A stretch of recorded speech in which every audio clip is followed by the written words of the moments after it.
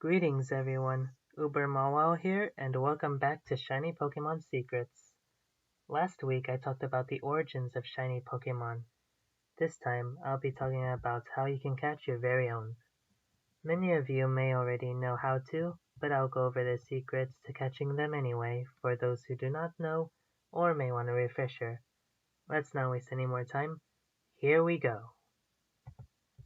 So the first method to catching shiny Pokémon is the Masuda method. Hinted by Junichi Masuda in Generation 4, hence why it's named after him, the Masuda method involves breeding. What makes this different from regular breeding is the fact that in order for it to work, one of the parents must be from another country. In Generation 4, the chances of finding a shiny was boosted from 1 out of 8,192 to 1 out of 2,048. In Generation 5 it was boosted again to 1 out of 1,365. Once again, in Generation 6 it was boosted even further to 1 out of 683. So if you were to, for example, breed a female US Manectric with a male Japanese Delphox in X and Y, your chances would be 1 out of 683. The second method to capturing shiny Pokémon is the Pokéradar chaining. This method is a bit confusing, so please bear with me as I try to explain it. Just like the Masuda method, Pokéradar chaining was introduced in Generation 4. However, it didn't appear in Generation 5. It wasn't until Generation 6 when it returned, of course being in the post-game like Pearl and Diamond and Platinum. The way it works is that after selecting it and using it from your inventory, bag, you must defeat or catch wild Pokémon in order to create a chain and increase it. The chances of encountering a shiny Pokémon increases until you hit your 40th chain. After that, the chances cease increasing and remain constant. It is crucial that you use Repel, for you do not want to break your chain. Every time you use the Pokéradar, you must walk 50 steps in order to recharge it.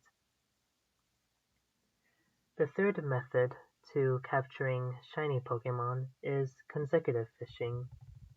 Consecutive fishing is a new mechanic introduced in X and Y, and it's relatively simple. For this to work, you must create a chain in which every time you cast your fishing rod, you always encounter a wild Pokémon. Failing to encounter a wild Pokémon and moving from your fishing spot breaks the chain. Resetting your game and checking your bag also breaks the chain. To make sure you always encounter wild Pokémon, have a Pokémon with suction cups or the sticky hold ability like Inkay or Gulpin in front of your party in order for your chances of encountering wild Pokémon while fishing to increase even further. The last secret method to capturing shiny Pokémon is through the use of the key item known as the Shiny Charm. The Shiny Charm is a beloved gift from Arceus that was introduced in Black 2 and White 2. However, you have to complete the whole Pokédex in order to get it. The Shiny Charm increases the chances of encountering shiny Pokémon even more. In Black 2 and White 2, encountering a shiny in the wild was increased from 1 out of 8,192 to 1,200, to 1,000 and 2,730. And Masuda methoding increased even further to 1 out of 1,024. In X and Y, encountering a shiny in the wild was increased to 1 out of 1,365. However, it is unknown if it has an effect on Masuda methoding. My, did we go through so much or what? I hope you enjoyed learning or relearning how to catch shinies.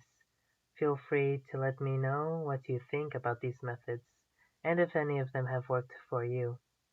Ubermawel, I am heading out.